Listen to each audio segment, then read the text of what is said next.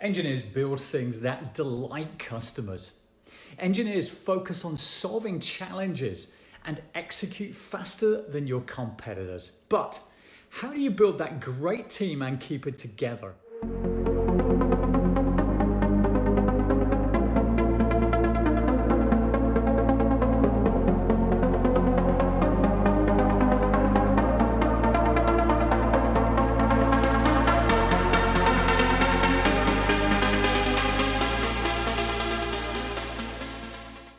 In case of any confusion, we find great people for great businesses. We're a product innovation, engineering, manufacturing, and process improvement consulting business, but at the same time, a recruitment placement business. It's fascinating what we see as headhunters for the engineering services sector. Some organizations missed that training course, employee first, customers second. It's still a relatively new concept and even less practiced approach for many. It leaves the door wide open to recruit your employees, contractors. All you have left when they resign is more money and more promises. The facts speak for themselves.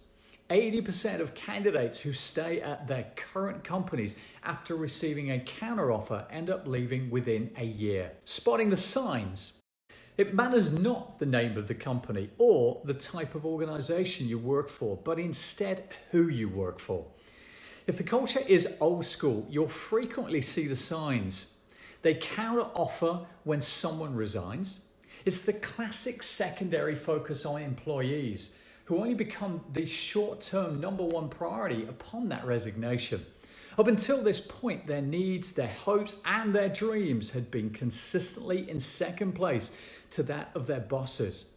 They resign, the boss scrambles to counteroffer to fix their own problems and at the same time promises to fix the employees, coupled with, of course, more money. But the signs of second place staff are consistent. They don't ask for input. The saying is teamwork for dream work, and unless you're involved in the overall understanding of the product problem to be solved, the architecture and the design solution, it's hard for you to adapt and resolve when faced with challenges. You end up as a mere pawn in the overall game. How can you grow if you're kept in the dark? This is a classic sign. Your boss cancels meetings, they start late, they finish your meeting late. In other words, they're saying my time is more important than yours. They forget the reason there's more than one person in the company is because the owner is unable to carry out all of the functions essential to building the business and solving the customer problems. Everyone's time is important, including yours. To me, this is often misunderstood as payment comes in various forms and is personal to your own situation. Of course, if you're getting towards the latter part of your official pre-retirement years, then of course every cent counts, as promises do not fix the pension fund. However, if with several years ahead, stock options, equity, long-term bonuses can make a whole lot of sense versus a high basic salary. There's no right or wrong, just as long as your employer acknowledges what it is that is the fair market rate and that your role and package is reflective of that. They don't share company news and they don't bring us up to date with where the business is headed. No transparency, thus minimal trust. For any business to be successful, it must learn what makes the real difference.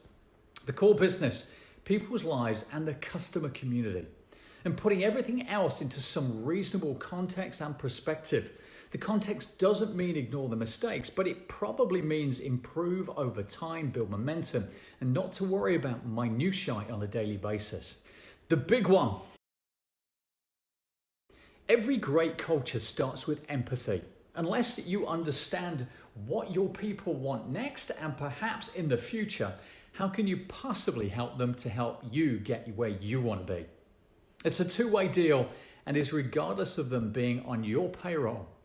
If you understand your people, the naivety of judging others starts to dissipate. Everyone does things for a reason, and what gives you the right to judge? And who made you the higher authority of their lives?